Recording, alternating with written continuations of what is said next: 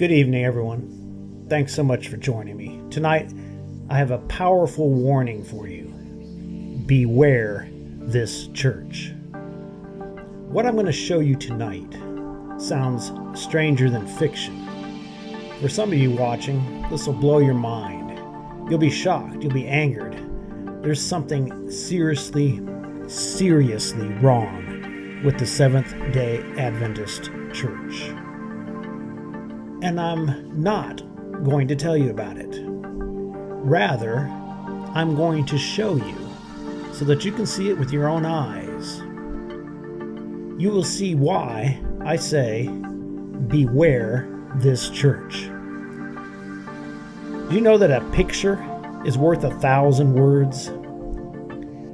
Psychologists Carl Jung and Sigmund Freud both argued that symbols have the power to evoke and influence our actions on a subconscious level.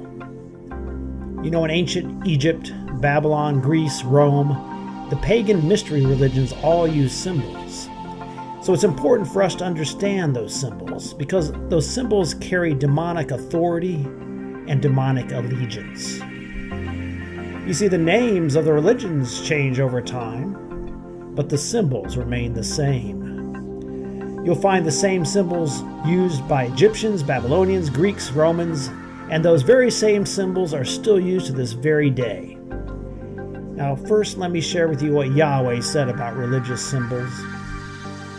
In Exodus 24, he said, "Thou shalt not make unto thee any graven image, or any likeness of anything that is in heaven above, or that is in the earth beneath, or that is in the water under the earth." God forbid his people from making graven images or any likeness in heaven and earth. You know, it is a sin to represent God in any way with an image.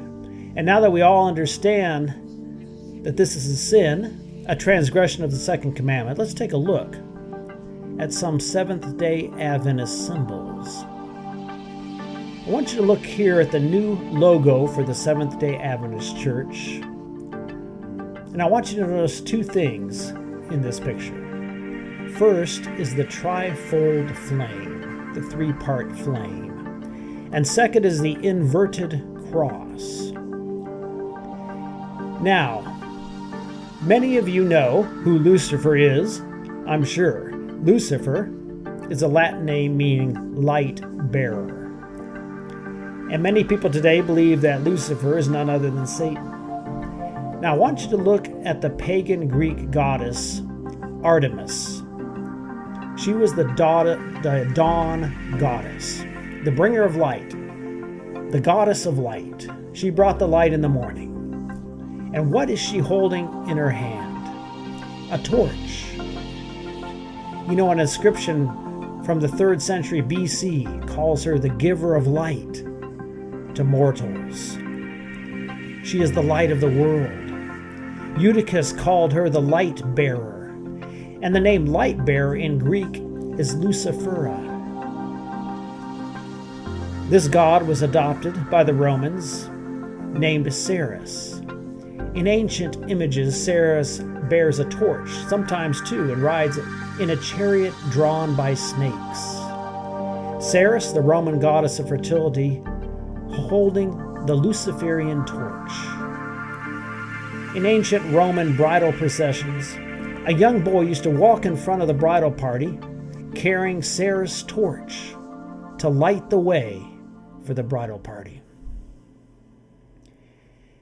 Then we have the Statue of Liberty, which is modeled off the Roman god Libertas.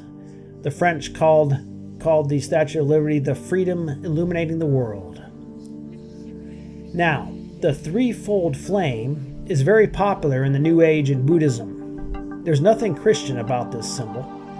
Remember, the second commandment teaches that God cannot be represented by a symbol. And yet on their website, the Seventh-day Adventist Church says about this logo, it says, quote, "Above the cross and the open Bible is a burning flame that represents the Holy Spirit," unquote. They say this threefold flame represents the Holy Spirit. But Yahweh said, quote, "Thou shalt not make unto thee any graven image or any likeness of anything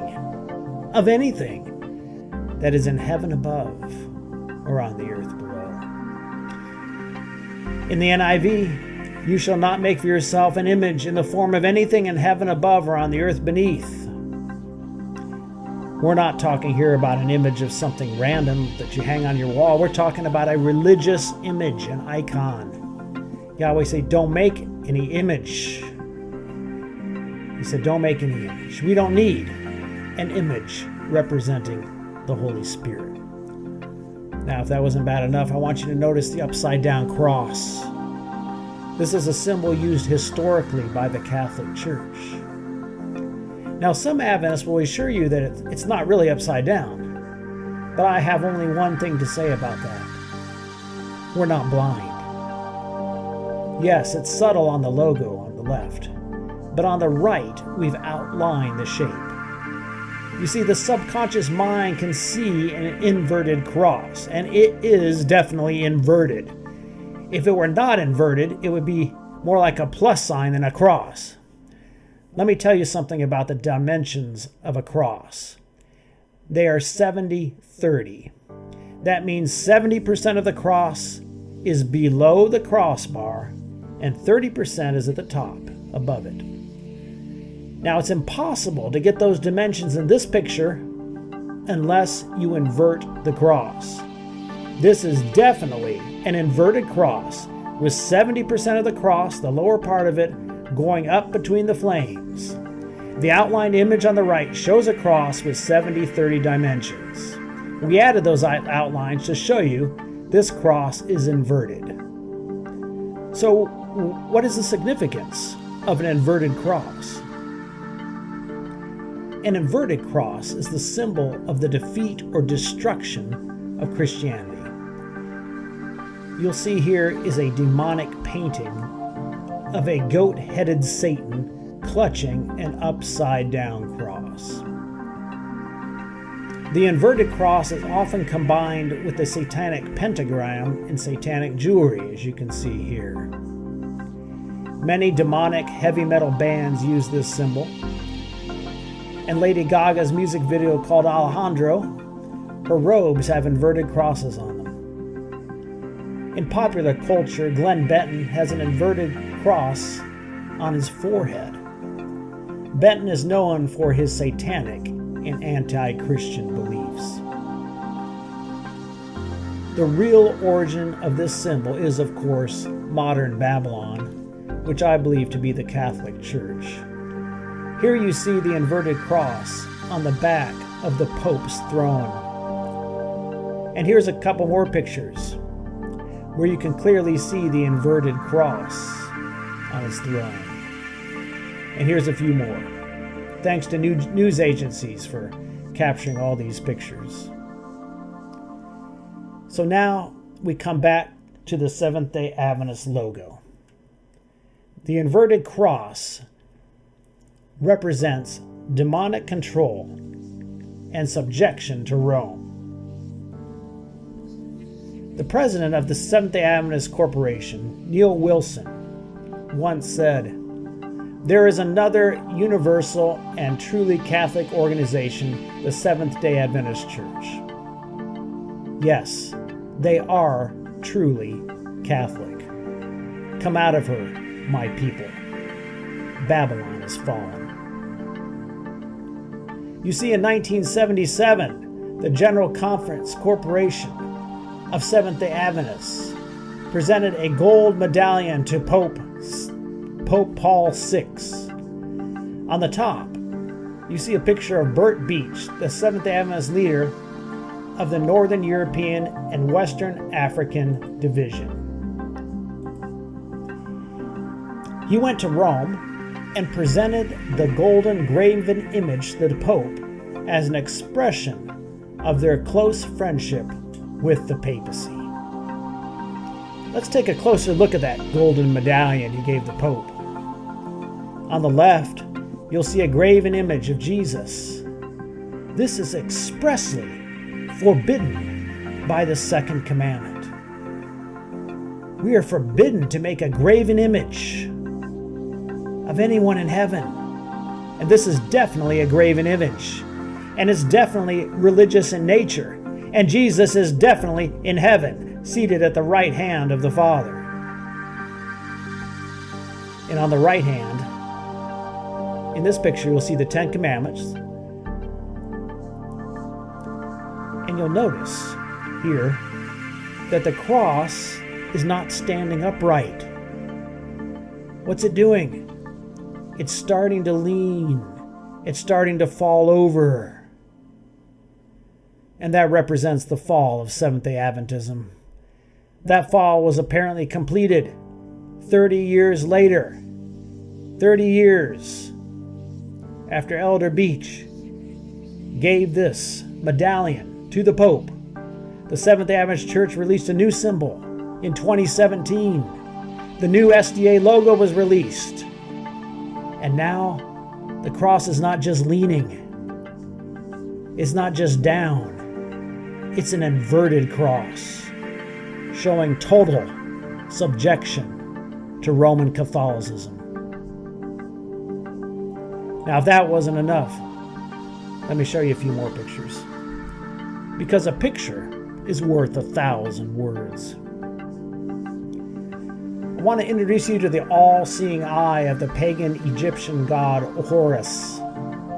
This symbol goes back thousands of generations, and jewelry with this symbol can still be purchased today. Now here's a symbol you're probably all familiar with. It's the all-seeing eye on the back of the dollar bill. This symbol was used widely by Freemasons. And trust me when I tell you there's nothing sacred or Christian about this. It's pagan and demonic to the core. You've probably seen this symbol at the Super Bowl halftime celebration. You also find the all-seeing eye in Roman Catholicism. Here's an example. Notice the all-seeing eye above the priest's right shoulder. Now here's the Seventh-day Adventist magazine that's called Ministry. Take a look at it and ask yourself, what kind of message are they trying to send to the world? Here you have what appears to be an eye in a pyramid structure. And that graphic is not by chance. That graphic took a lot of work and a lot of money to produce to make it look just like that. Compare that with what's on the back of your dollar bill, and you'll see that Babylon is fallen. The all-seeing eye of Horus has become a popular modern icon. And what celebrities in Hollywood will do is they'll circle their eye with their finger and thumb, and the other three fingers are visible, as you see in the picture here. And I want you to notice the Advent healthcare icon here of the single eye. And notice how the words Adventist and community healthcare are forming a circle around the eye. And then you notice the three small fingers coming out off the eye. What a bizarre icon for a community healthcare. It's totally pagan. Now I want you to look at another symbol. The triquetra is an ancient Celtic symbol, a Celtic symbol of the triple goddess. Now Led Zeppelin used to use this as part of his logo, and this same symbol is worn by Wiccan witches today. This symbol is found on some tarot cards. It's also the symbol of the Trilateral Commission. Now I want you to look in the middle of the screen now. I've put the symbol of the Seventh-day Adventist hospital called Florida Hospital. First of all, let me say, it's a bizarre symbol. It has nothing to do with Christianity or healthcare. It's a triquetra, pure and simple. And what an odd symbol for a Christian ministry to choose. Now earlier we talked about the torch of the light bearer being Lucifer. And we find the same torch on the back of the U.S. dime. And oddly enough, we find it on the SDA Community Services logo on the right. Again, I have to say, this is a bizarre symbol to use for community service.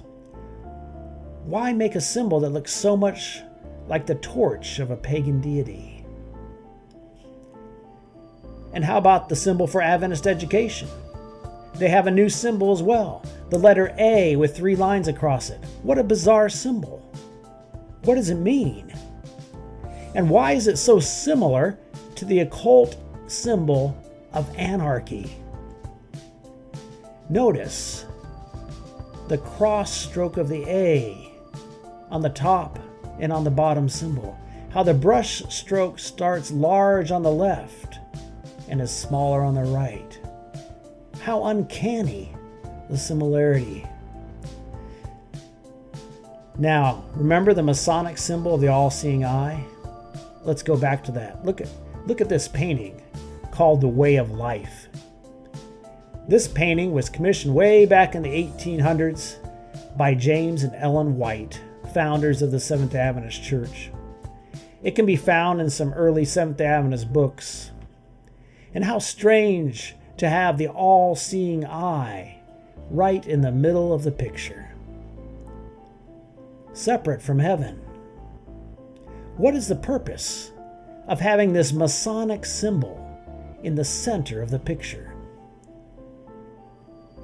Well, it should be no surprise because a number of early Seventh-day Adventists were Masons.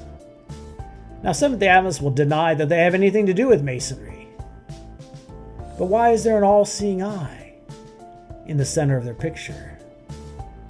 And why are all these Adventist leaders sitting with Ellen White here, giving the Masonic hidden hand gesture?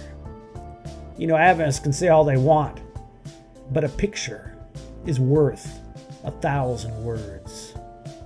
Our eyes aren't lying to us. We see something here that is not right. It's evil, and we know it. Let me show you one more photograph before we close today.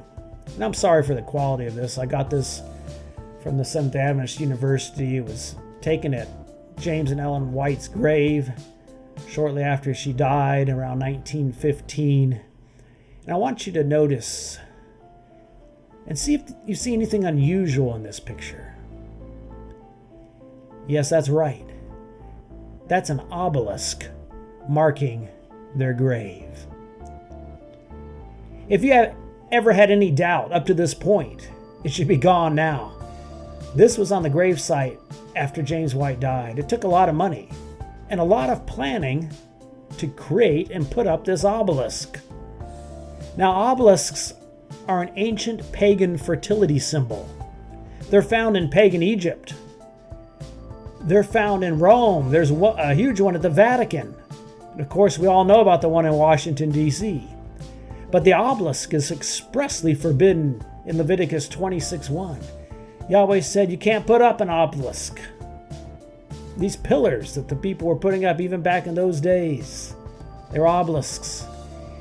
And yet the whites put up an obelisk on their grave, a pagan symbol of the sun god Ra. You know what Paul said? He said, have no fellowship with the unfruitful works of darkness, but rather reprove them. The angel of Revelation 18:4 said, come out of her, my people. Listen, Babylon is fallen. The cross is inverted, and it's time to end the fellowship. Come out of her, my people. Soren Kierkegaard once said, there are 2 ways to be fooled. One is to believe what isn't true. The other is to refuse to accept what is true. What are you going to do with what you've seen today? Brothers and sisters, it's time we take a long, hard look at Seventh-day Adventism. I invite you to continue your journey, your quest for truth at nonsda.org, where we compare Seventh-day Adventist truth against Bible truth. and what you find there may blow your mind. But before I go, let me leave you with this final warning. Beware this church.